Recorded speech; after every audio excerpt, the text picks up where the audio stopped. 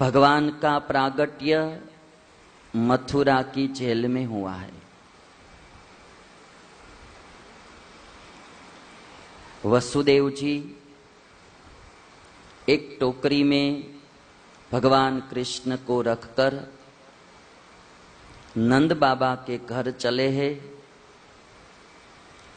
वहां नंद यशोदा के वहां जो माया ने पुत्री के रूप में जन्म लिया था उसको लेकर और कृष्ण को नंद बाबा के घर रखकर वसुदेव जी वापस मथुरा आए हैं।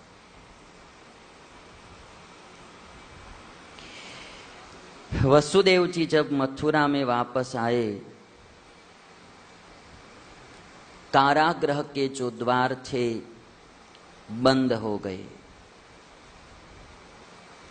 भागवत की कथा सुनाती है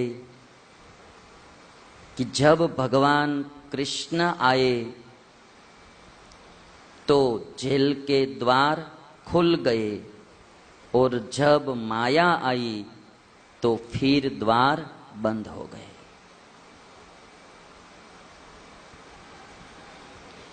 यह कथा हमको सिखाती है कि हमारे जीवन में भगवान आएंगे तो हमारा जीवन का मुक्ति का द्वार खुल जाएगा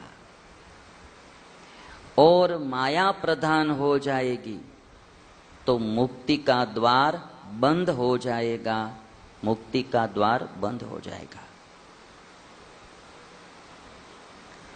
इसलिए जीवन में भगवान को प्रधान रखना चाहिए।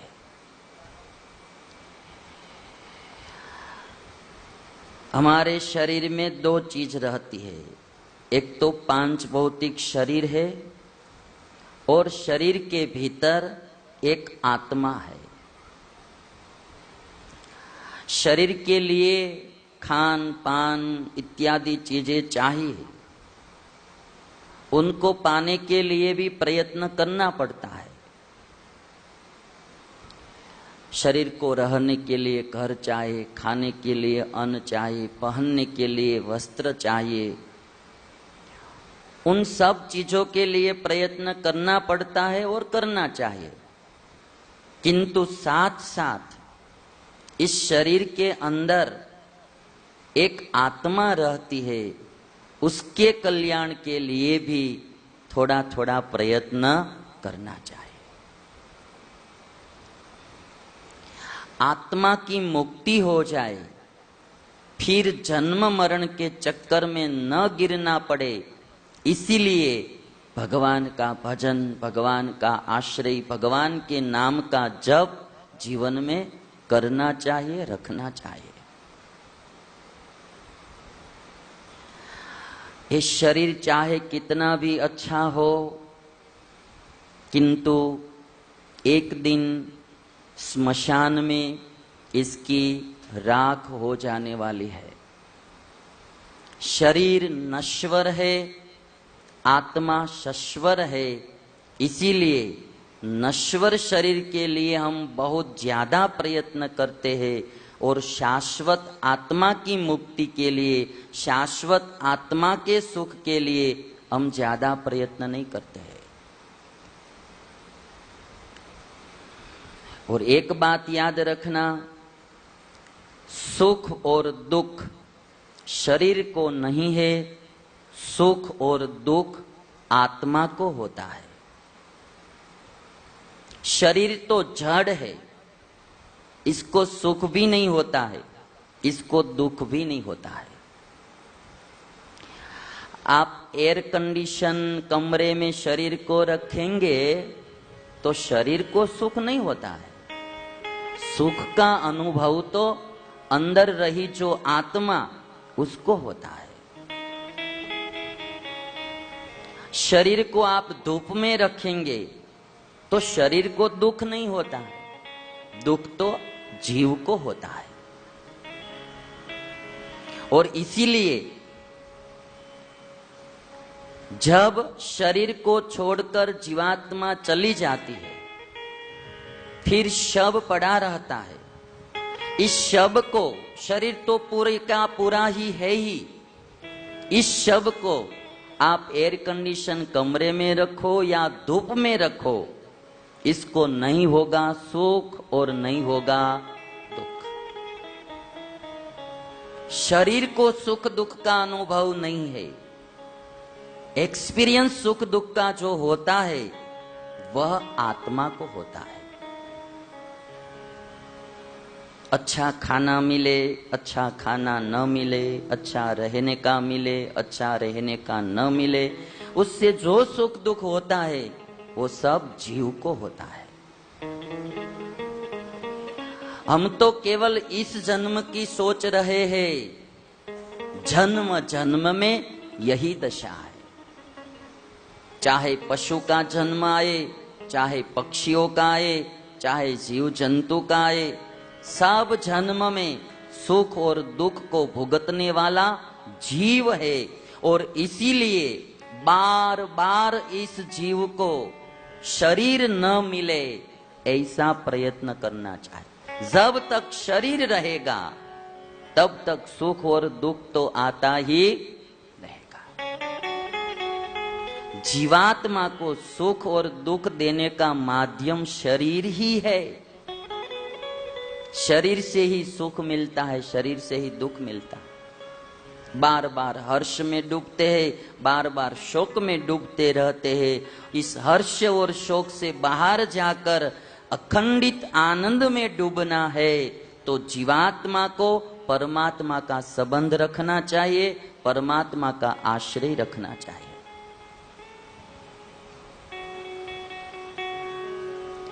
मैंने परसों भी ये बात कही थी कि हम इस जन्म में मिलने वाले दुख को मिटाने के लिए प्रयत्न करते हैं, हम आगे की सोचते ही नहीं है। इस जन्म में मिलने वाले, इस शरीर में मिलने वाले जो दुख हो उनको मिटाने के लिए हम प्रयत्न करते हैं, वो तो टेम्पररी प्रयत्न है। कल ये शरीर नष्ट हो जाएगा, फिर दूसरा आएगा, फिर वो भी गिर जाएगा, फिर तीसरा आएगा। पुनरपि जननम पुनरपि मरणम पुनरपि जननी जठरे शयनम भज गोविंदम भज गोविंदम भज गोविंदम मूढ़ मते। आदि शंकराचार्य जी ने गाया था कि हे भाई, तुम भगवान का भजन करो, ये सब नश्वर है।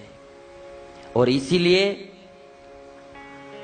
एक बहुत बुढ़ा आदमी काशी की बाजार में कोई कौमुदी का सूत्र कंठस्थ कर रहा था। 80 साल हो गई थी इस आदमी की। शंकराचार्य ने देखकर कहा कि भाई, अब ये सब कंठस्थ करने की आवश्यकता नहीं है, आप अब वृद्ध हो गए, अब भगवान गोविंद का नाम लिया करो।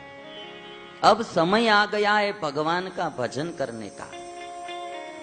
भज गोविंदम भज गोविंदम भज गोविंदम भज गोविंदम भज गोविंदम भज गोविंदम भज गोविंदम भज गोविंदम भज गोविंदम भज गोविंदम भज गोविंदम भज गोविंदम प्राप्ते सन्निहिते मरणे प्राप्ते सन्निहिते मरणे नहीं नहीं रक्षति सुकृहि करणे नहीं नहीं रक्षति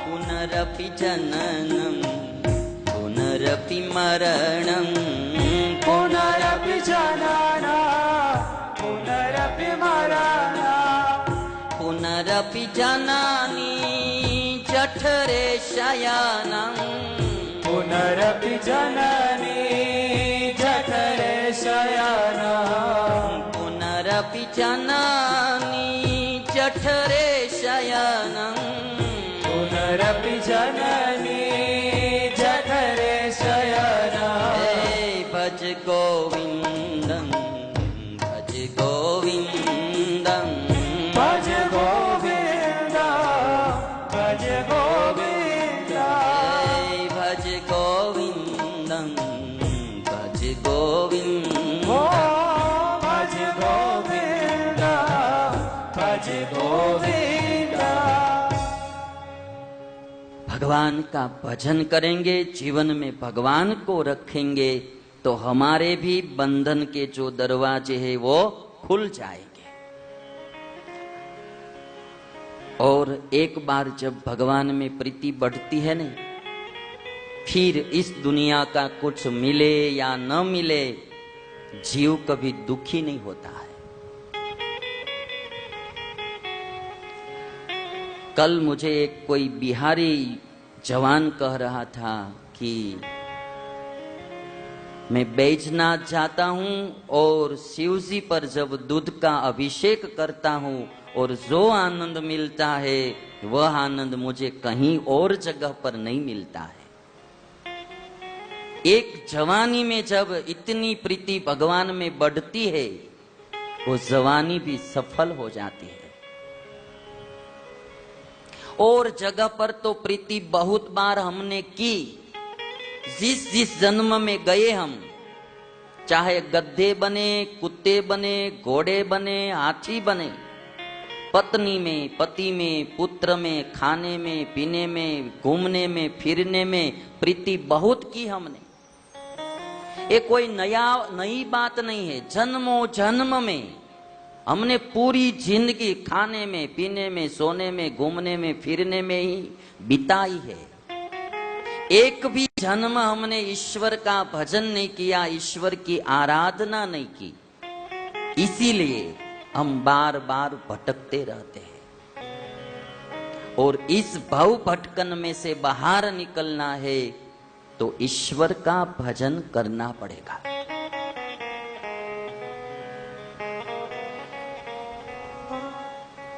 कलकत्ता के रामकृष्ण परमहंस नदी के तट पर जाकर बैठे थे। कोई एक सिद्ध पुरुष आया और आकर कहता है कि परमहंस जी, आप बरसों से साधना कर रहे हैं, आपने कौन सी सिद्धि प्राप्त की? परमहंस कहते हैं कि भाई मैंने तो कोई सिद्धि प्राप्त नहीं की, मुझे तो परमात्मा की आराधना करने में सुख मिलता है तो मैं करता हूं।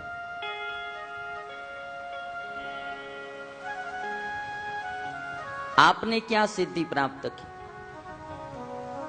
ये सिद्ध पुरुष कहता है, देखो अब मैं इस नदी पे पानी पर चल कर चला जाऊंगा, सामने पार जाकर फिर वापस आ जाऊंगा। और पानी पर ही चलता चलता वह पुरुष गया और वापस आ गया। रामकृष्ण परमहंस ने पूछा कि इतनी सिद्धि प्राप्त करने में आपको कितना टाइम लगा? तो कहता है कि ये मेरी 20 वर्ष की साधना है। रामकृष्ण परमहंस ने कहा कि 20 वर्ष की साधना करके आपने किया क्या? नदी के इस छोर से गए उस छोर तक, वहां से वापस इधर आए, नाव वाले को 5 रुपया देंगे ने तो वो 10 आदमी को वहां ले जाएगा और वापस ले आएगा।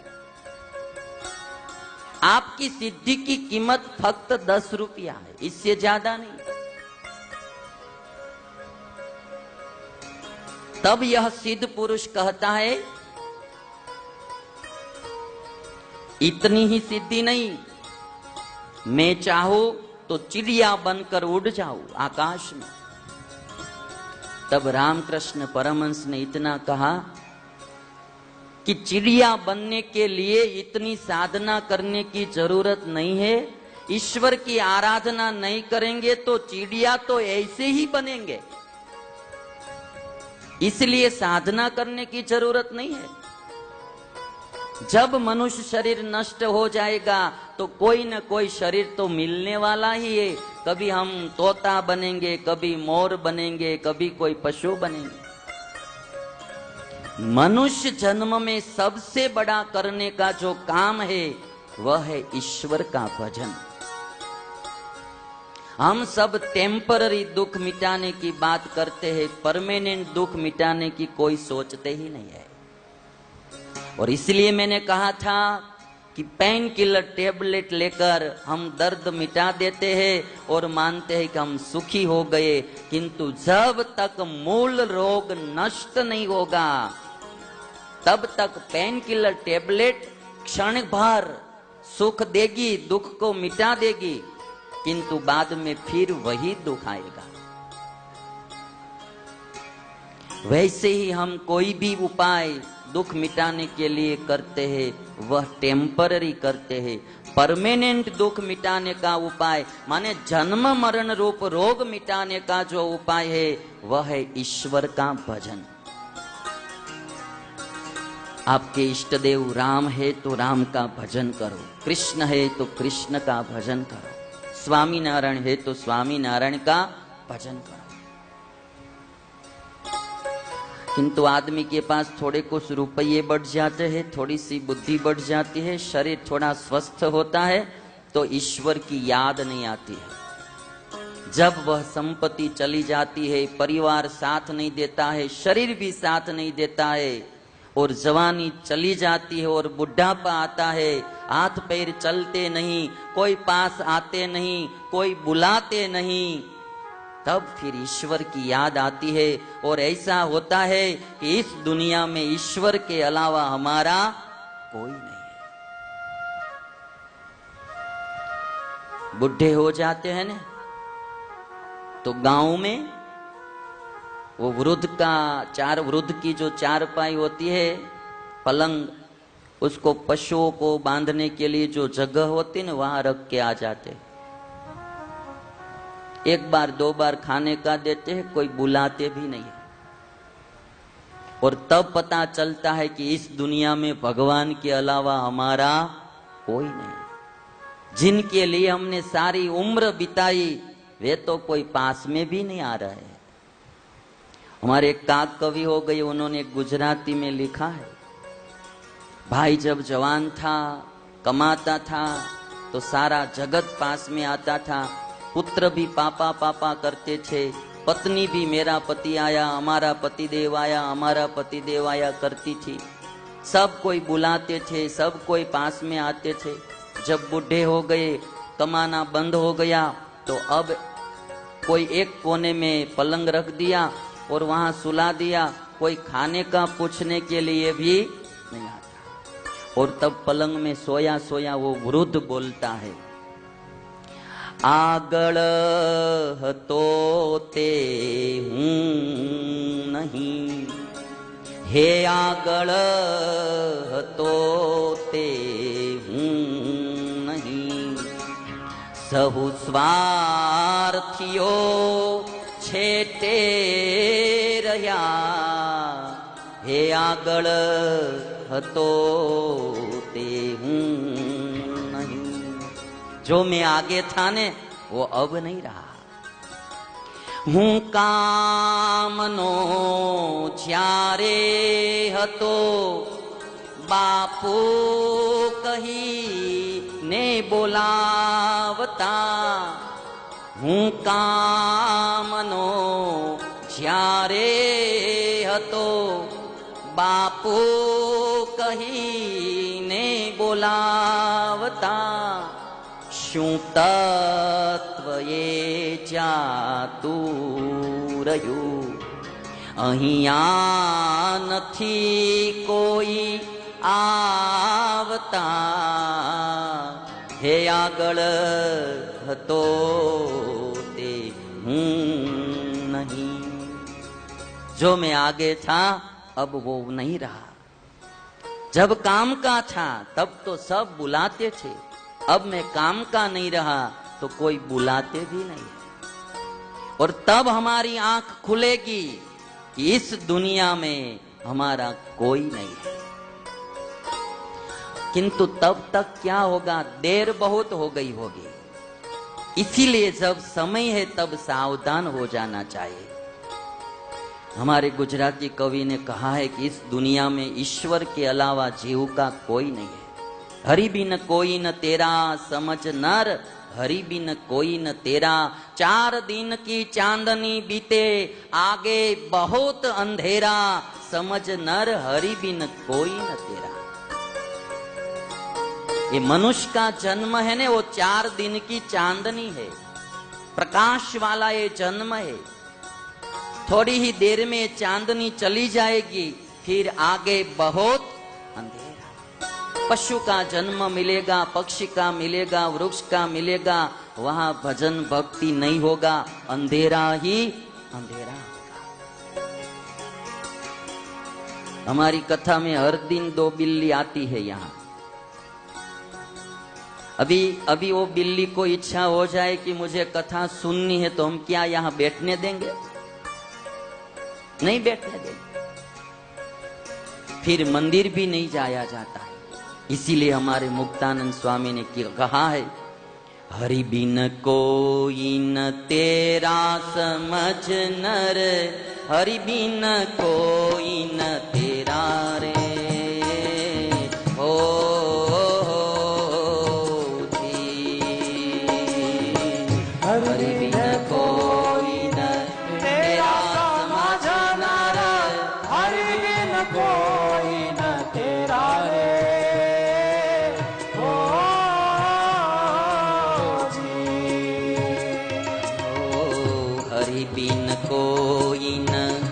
तेरा समझ नर, हरि बिन कोई न तेरा रे। ओ जी, हरि बिन कोई न तेरा समझ नर, हरि बिन कोई न तेरा रे।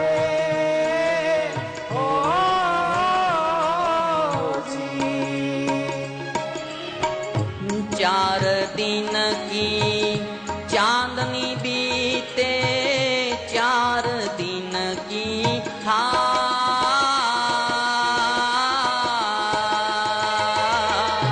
चार दिन की चांदनी बीते, 4 दिन की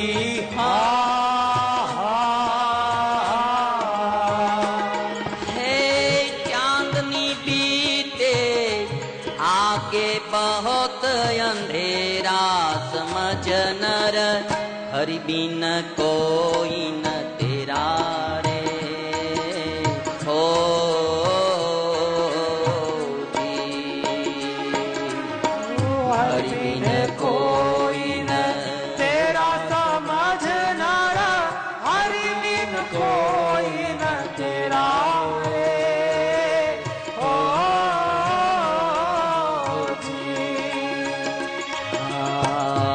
मनुष्य देह दया करी दीनी, ताते चेत सवेरा रे।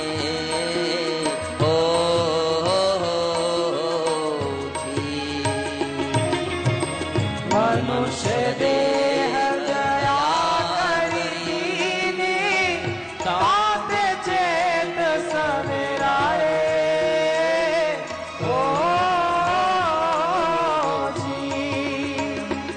मुक्तानंद स्वामी कहते हैं, भगवान ने कृपा करके आपको मनुष्य का देह दिया, मनुष्य का शरीर दिया, और अब भी आप सावधान बनकर प्रभु का भजन नहीं करेंगे तो बाद में जो ये एक बार अवसर चला गया तो फिर आगे बहुत दुख सहन करना पड़ेगा, आगे बहुत दुख झेलना पड़ेगा। इसलिए भाई, ऐसा मनुष्य का जन्म मिला है, ईश्वर का भजन करो। मनुष्य देह दया करी दीनी, ताते चेत सवेरा रे। हो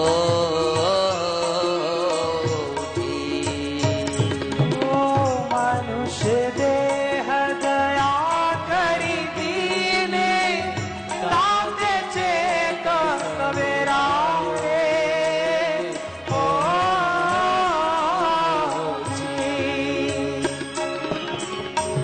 यह अवसर को भूल जाएगो, यह अवसर को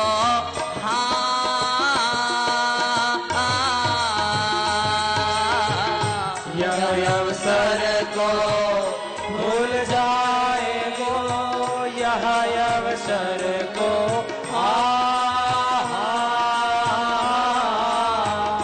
भूल जाएगो, सहेगो दुख गनेरा समझ नर, हरि बिन कोई न तेरा रे।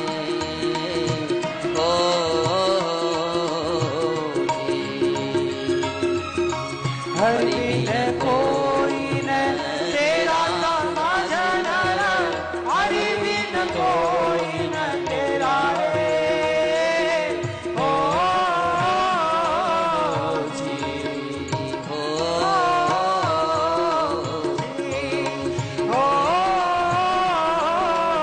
जी।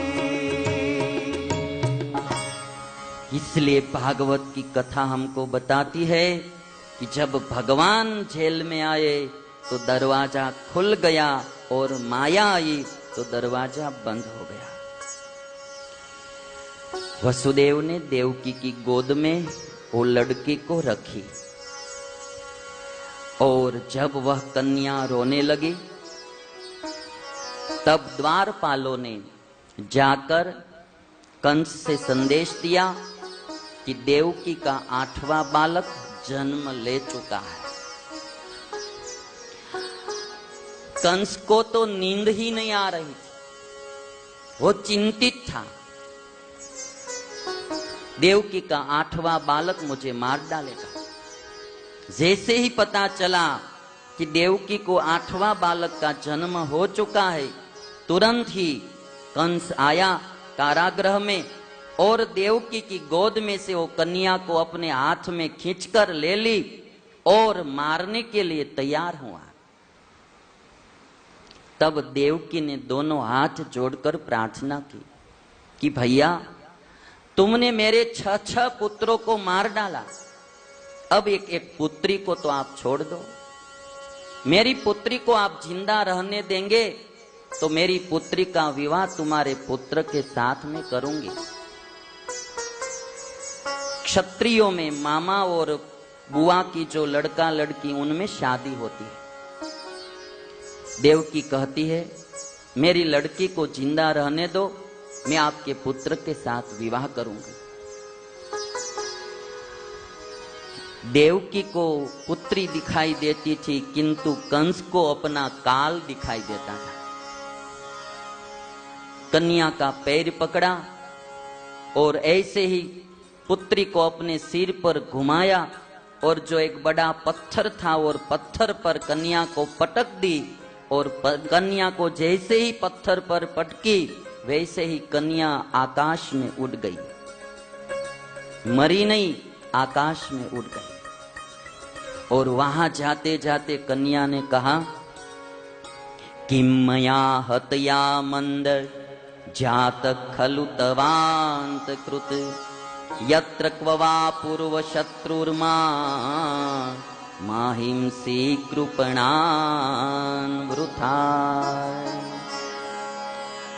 कन्या कहती है कि रे कंस किम मया हतया मंद, रे मंद मया हतया किम भविष्यति, मुझे मारने से क्या होगा, तुमको मारने वाला तो कहीं जन्म ले चुका है, मुझे मारकर क्या होगा। किम मया हतया मंद जात खलु तवांत कृत, तुझे मारने वाला जन्म ले चुका है।